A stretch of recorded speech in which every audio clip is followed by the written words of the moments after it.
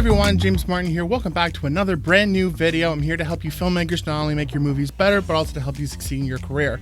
Today, I want to go over a very important type of document that you're going to find often when it comes to the film industry. This is a very easy tool and document that you can learn to apply to your own projects because honestly, this document, as complicated as it might sound, and as much as it might feel like, oh, an additional task, this does play a very important role, and you're going to see by the end of this video how important it is, because essentially this document is going to contain all the necessary information for your shoot day.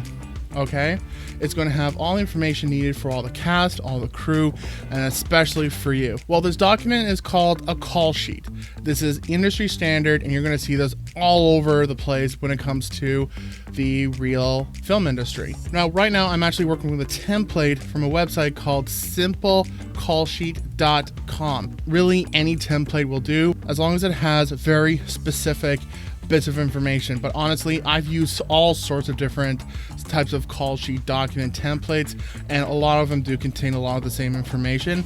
And you know what, you can even create your own. Just again, make sure it has the very necessary information we're going to cover. Now, I also just want to point out quickly that typically the call sheet is filled out by your assistant director. Now, if you're working solo, if you're working with a very small group, then this could go to anyone who's not in a busy creative position. And typically this might fall on you as the producer. Even if you're working by yourself, I think it's very important just so at least you have all the necessary information, okay?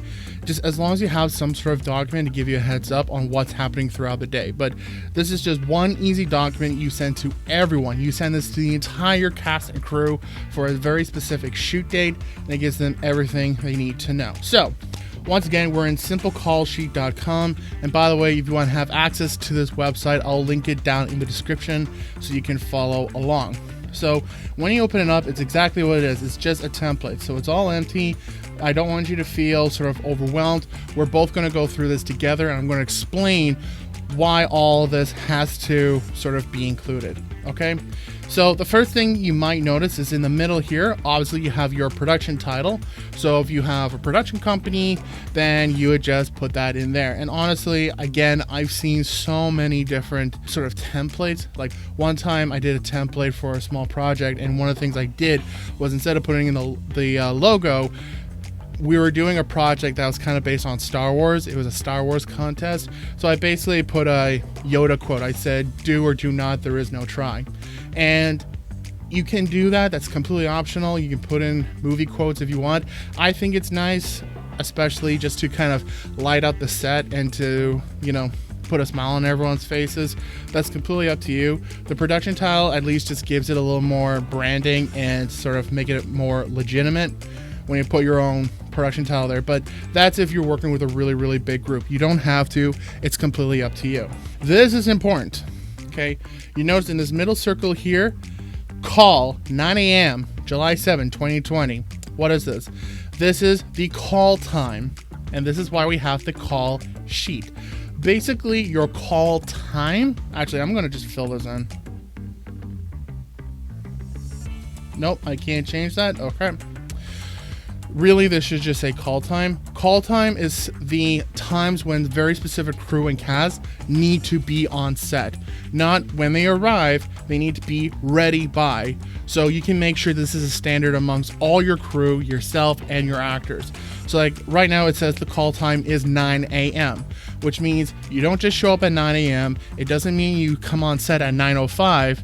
What it means is you are there at least 15 minutes before your call time, so that by the time you have to be sort of on set or wherever you need to be, you're already good to go. I remember in film school, there's this very important rule that I learned, and I take this with me everywhere I go. It's sort of like an industry standard when it comes to when to show up on time or show up late type thing. Basically, if you show up early, you're on time. If you show up on time, you're late. What does that mean? Well, it's kind of referring to this call time, right? So if I want to be there for 9 o'clock, I really should be there at least by, at the latest, 8:45. So at the latest, 15 minutes beforehand. Okay, if I show up right at 9 o'clock, then I'm probably gonna have to go to the bathroom, grab a snack, grab my gear, make sure I check in with whoever I need to be, and then it's kind of after call time. And this is very unprofessional. And so anytime you're in the professional industry, really soak this in and really make sure you carry this with you. Okay, I'll say it again. If you show up early, you're on time. If you show up on time, you're late. Simple as that. This call time, basically we're going to fill it in for what the sort of generic call time is going to be. So we're going to go through individual call times in a second, but like, let's just say everyone is supposed to show up at like 9 a.m. Then that's easy. You put in at 9 a.m. Okay. If it's kind of all over the place, so you have some people showing up at 5, 6, 7, 8, 9, 10, 11, then you kind of pick sort of like the middle sort of average number. So if people are coming at 6 in the morning, 7, 8, 9, 10, then maybe 8 a.m. is the call time.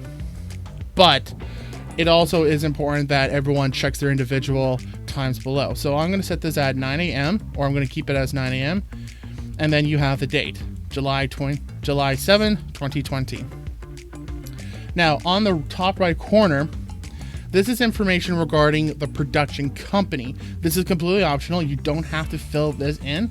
As you can see as an example, it says Trillion Watts Media, Hollywood, California, trillionwatts.com, blah, blah, blah. Well, if you have a production company you want to put in there, you can just put it in there. It just gives all the contact information if there's a problem, if anyone has questions, and more importantly, it just shows that this is more legitimate, okay? Now, under here, you have contact information for the 3 main keys when it comes to the shoot itself. So you have here the producer, the director, and the PM. This is otherwise known as the production manager. I'm actually going to fill this in. Manager. Or just M. Or, you know what?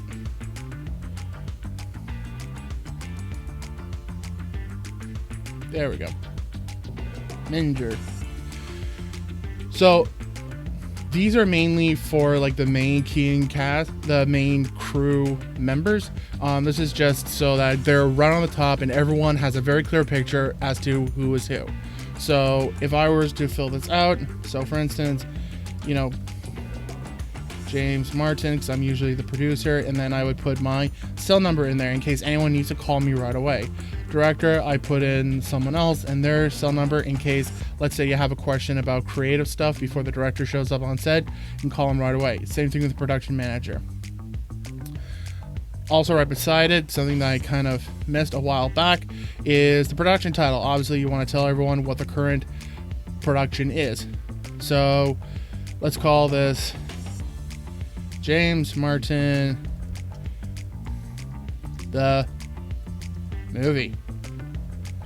That way everyone understands, okay, what's this project about? This could be the movie, this could be the show, this could be the music video, the commercial, interview, who knows. So over here, basically you're putting in your the address to the location, okay? So over here, they give you the option of Google Maps, but they also put in the address. So they have here 100 Queen Street West, Toronto, Ontario, Canada, and then a Google map. That way someone can, if this is most likely going to be a digital document that everyone's going to get. So then everyone can just click on this Google document, go straight over to Google Maps, and they can actually search up directions on how they can get to the location. Why do we do this? Because efficiency. And I mean, the address is important. Everyone needs to know where to show up. But also by providing the map, it just helps everyone. What you really don't want to do is leave any form of confusion. So any information you can put in here that's really going to help everyone to really understand what's going on and what the expectations are for the day is super, super vital. So basically in here, you're going to put in the address to the location and then provide a Google map. Now, if your template doesn't include this exact Google map, that's fine. What you're going to do in just a second, we're going to cover this later, but basically you just go over to Google Maps, search up the directions from all 4. You're going to search up the address from all 4 directions: north, south, east, west. And sorry, I'm facing the camera. North, south, east, west. You find those screenshots, you take that directions, and then you're going to put it in the call sheet at the very end. We're going to cover that in a second. So, but you really want to add those directions just so everyone has a clear idea, because some people, unfortunately, they don't know how to manage themselves and they don't know how to deal with, well, life. So just anything you can do to make life easy, it just helps. All right, moving on to over here, the right-hand side. So as you can see, we have breakfast and lunch. Essentially, you're just telling everyone when they can expect the meals. These are, when I say meals, that means that everyone is pausing, everyone is stopping, everyone is sitting down and eating. This is important because what you really, and I can't emphasize this enough, do not let your crew and cast go hungry. Put as much money into your budget as possible when it comes to the food to make sure your crew and cast do not go hungry. Please, I can't emphasize that enough, because if your crew and cast go hungry, then that's going to ruin their mood. They're going to get grumpy, they're going to get tired, and this is going to lag the entire shoot day and just make everyone a little bit more miserable. So please just make sure you put in some extra effort into food. But essentially, you're going to tell everyone what's to be expected. And I mean, in some cases, you can even tell everyone what the food is, like what the menu is, what they can expect. A lot of the times this doesn't happen, but I'll leave that up to you. So breakfast, and as it says here in the template, it's expected 8 a.m. and it's provided. You can provide breakfast, you don't have to, that's completely up to you. I would recommend include breakfast if it's early, like if everyone has to be on set really early. And to be honest, the only time I've ever had that happen was on my recent project, Becoming One of Them. Basically, everyone had to show up at a set by 7 a.m. However, everyone was also sleeping over in a hotel. So what I did was I sort of did a bit of negotiation where everyone could sleep in that hotel, and then quite nicely, that hotel provides a breakfast buffet. So I just said to everyone, like, look, go sleep in the hotel, wake up at a reasonable time, get breakfast. There's a huge variety of stuff. And then by 7 o'clock, we'll all head over to location.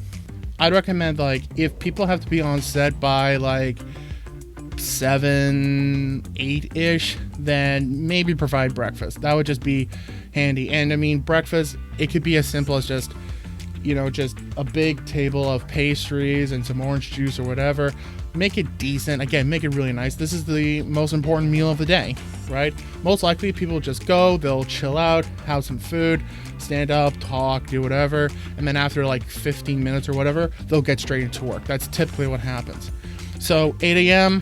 provided. Lunch.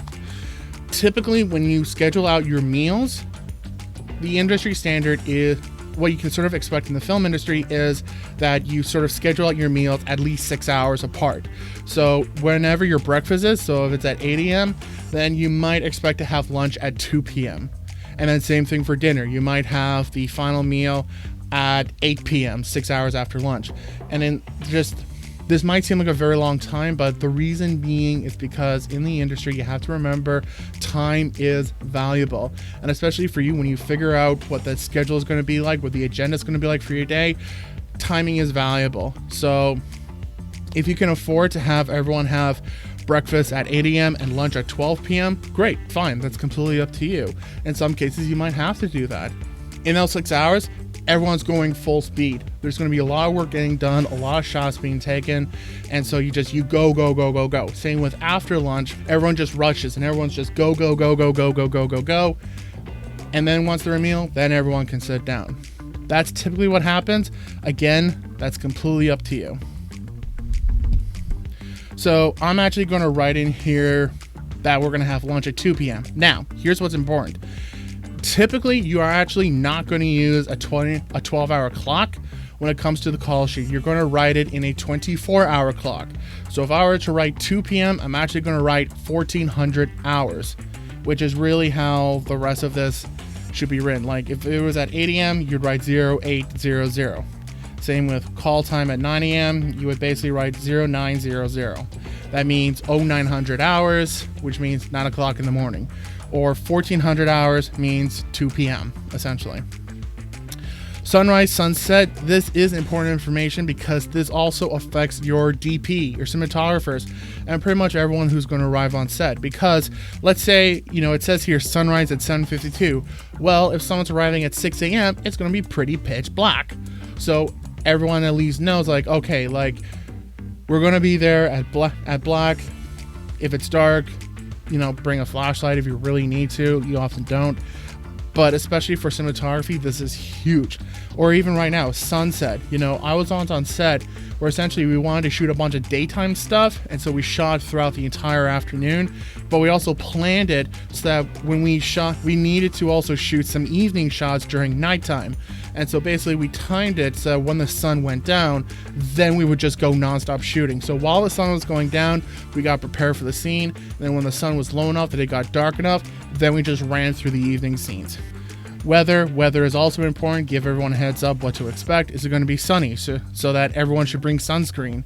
Is it going to be cloudy and moist and you're going to be in a forest? So make sure you bring like mosquito repellent or something. If it's going to rain, bring an umbrella, bring something. Be prepared for the weather. If it's going to be cold, then dress accordingly. If it's going to be super hot, also dress accordingly. Give everyone that heads up because it's just going to help everything. And then the hospital, this is of course super important because if an emergency happens, you want to know where the nearest hospital is. So then you would have to search up from the address of the location, where's the nearest hospital, the name, the address, city, and province. Additional notes, so it's exactly what it is. Is there anything in that top part of the call sheet that we have not addressed yet that's very important? So this can be parking, like parking instructions, street parking available. So make sure you're prepared so you can park on a street. If people have to pay for a parking, make sure you note that as well. I would recommend that if there is paid parking, tell everyone that parking will be covered by the production. Okay, you don't want, especially if people are going to come and work for you for free, you don't want to charge them money. They're doing you a solid. When we did Becoming One of Them, basically everyone worked for free and we had to pay for parking. So that's basically this top portion of the call sheet. Now, moving on. Scenes, set and description, characters, day, night, pages, locations.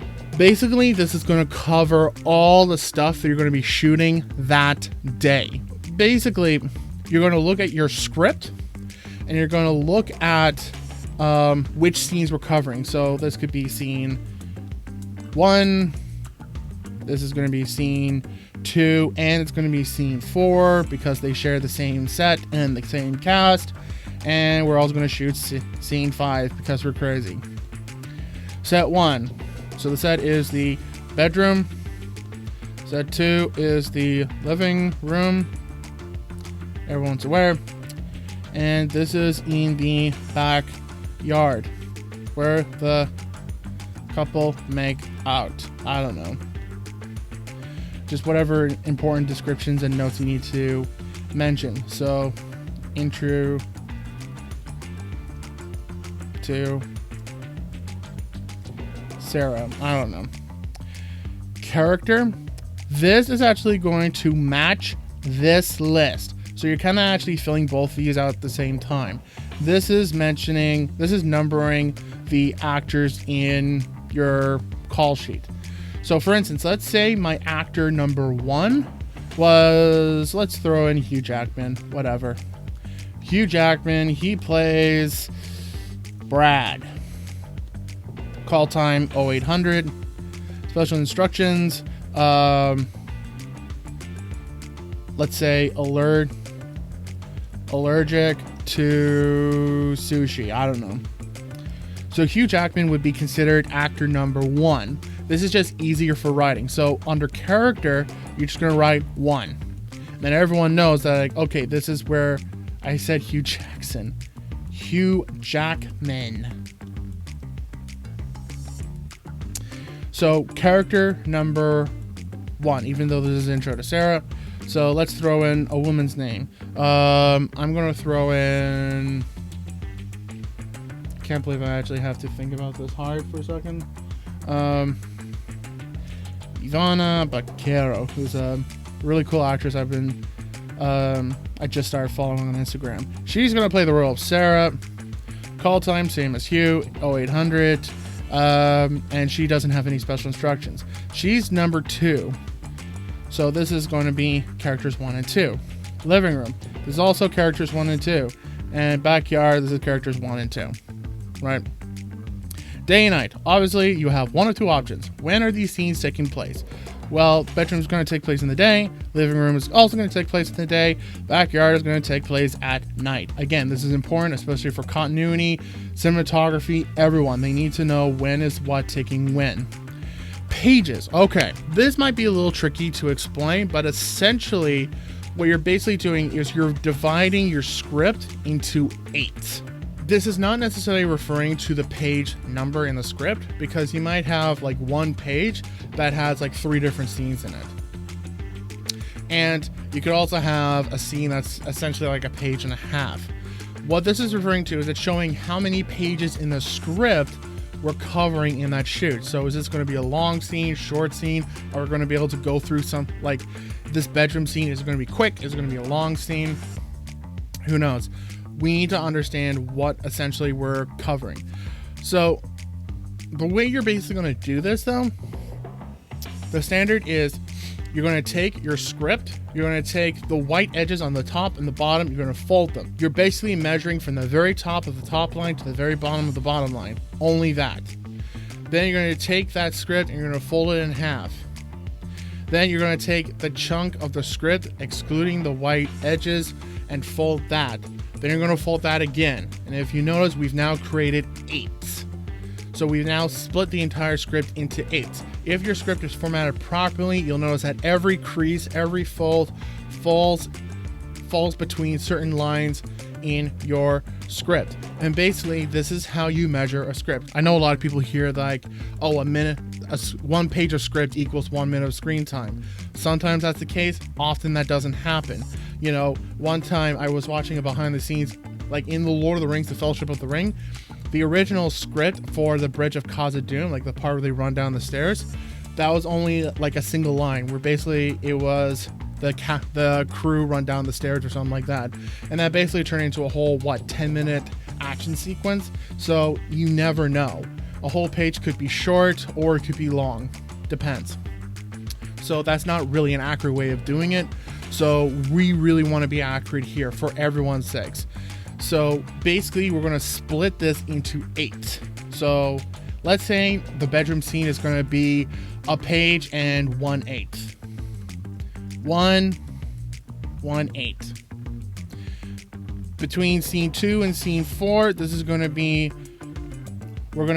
we've measured it out and it's 2 pages and 1/7/8 of a page.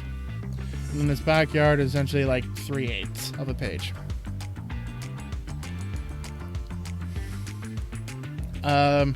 Bedroom, no notes. Obviously you put in the notes for locations or notes for anything else. So location, this is all going to be at the same place, so we don't really need to change anything. If, let's say this backyard was in a different location, then we might write in just a note like, okay, location number 2, and then obviously you'd update a lot of this information to make sure everyone knows we're going to 2 locations in the same day, which I wouldn't recommend you do because that gets very chaotic, but that's what you would do. Production notes, very straightforward. So this is just all the important information you write down for your crew. So what's an example? Well, I remember being on a commercial set and we were supposed to feature this donkey. No, it was a horse. It was a pony. And we weren't going to get this pony till 3 to 5 in the afternoon, only for a 2-hour period because they couldn't afford to get it longer. So throughout the rest of the day, we were just doing rehearsal after rehearsal after rehearsal. So by the time the donkey was there, we would just shoot as many takes as possible until we got the right one, just so we can use up as much of the money or as much of the time of the donkey as possible. And then 5 o'clock, donkey went away, and then we cleaned up. So I might say something like 3 to 5 p.m. Donkey time. Or donkey time. I keep saying donkey. Pony. Shoot. Right, so you just put in all sorts of information. Now, one thing that this template does not have, and I'm very upset that it doesn't have it, is it only has these 6. Technically, in your call sheet, you should have everyone that's involved in that day. Makeup artists, from production assistants, to visual effects if need be, to grips, gaffers, electrics, and best boys if need be. If, like mentioning about a pony, if there's a pony wrangler, make sure you mention them. Have everything here. So, and basically this can be easily added to with like a template, or just adding in through like Microsoft Word or Excel or Pages or Numbers. But essentially you have the position, so producer, director, PM, director of photography, camera op, obviously you include everyone else. Producer, well, we're going to include my name because that's who I am. Phone number, I put in my cell number. Again, this is important because let's say there's a problem, someone shows up late, you can easily go to this call sheet, ring them up to make sure everyone's on the same page, or just to contact them in general. So I have phone there, email there. That's also important because you need to connect with other people via email. That's also good too. Although by this point you should also have everyone's email as well. Call time, my call time is 700 because technically the producer usually is the first to arrive and the last one to leave. And then you fill out all the rest of this information. Okay, we're almost done. So the last thing we need to do to this call sheet, and I mentioned this right at the get-go, is you need to provide instructions on how for everyone to get to set. Now, a lot of times your crew or your cast are going to find their own method of getting there, their own methods of transportation. And by the way, if you also have to have transport arrangements, you're also going to put that in this call sheet as well. And just make sure that those people involved in that transport all have very specific instructions. When we did Becoming One of Them, I had like 3 or 4 drivers taking a whole bunch of people from Toronto all the way to Barrie. And each of those individual drivers all had addresses and a map for everyone they had to pick up and approximate times when they're going to be picked up. And even those people had the approximate time when they're going to get picked up. So I just provided that just to help them out. They might use like a GPS. That's up to them. But again, you want to throw this in there because chances are you might have a place that's a walking distance. And maybe it's somewhere that no one's really heard of. But honestly, if your crew or cast, if they're professional, if they're good people, then they really should search up their own directions. I always search up my own directions regardless, but this is something you can just put in there just to help out with everyone. Because again, you don't want to take any chances, because what you don't want is if crew members or cast, if they show up late. And at least if they say like, well, I didn't know where I was going, then you can say, look, we provided in the call sheet, we did our duties, and you messed up, so this is your fault. So it also helps to clarify whose responsibility it is. But essentially what you would do, this would be additional sheets in the call sheet. Each page, you would essentially go to Google Maps or somewhere, search up the address, and then you're going to search out the directions from, again, north, south, east, and west. Find different directions, and again, something that's reasonable. So like for instance, if you're in Toronto, for instance, and you're coming from the north, chances are you're going to either take, if you're familiar with this, you're either going to take the 404 or you're going to take the Highway 400. Let's say there's some people coming from Highway 400. Instead of going directions through the 404, you're going to do directions to the 400 or whichever. Make sure this applies to everyone. But essentially, you're going to copy and paste all those instructions from the Google map, throw them in one page, and in that same page, throw the Google map showing the actual sort of car and the line that's going to take everyone directly to the address. And again, you're going to do this north, one page for north, one page for south, one page for east, one page for west. And that's the call sheet. So you're going to download this as a PDF, and then you're going to email this to everyone, to all the crew and all the cast. And on the day of your shoot, you're going to print this off or save it to your phone so that you can access this right away on the shoot day. Because who knows what's going to come up. Maybe I misspelled someone's name and it's important that I change their name, especially for credits. So then you can at least make that change on the spot and know it for next time. Now, you also might be wondering, so do I just send this out the day before the shoot essentially? Yes. Actually, the sort of the standard, this is what I was taught in film school. It suggested that you send the call sheet no earlier no sooner than 24 hours before the call time. The call time for this is 9 a.m. So everyone should be receiving the call sheet no later than 9 a.m. the day before.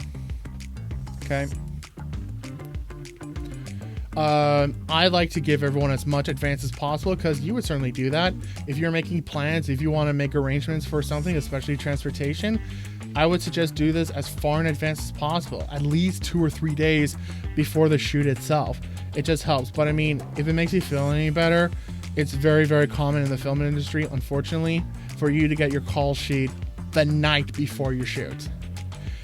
And in my opinion, that's a recipe asking for disaster.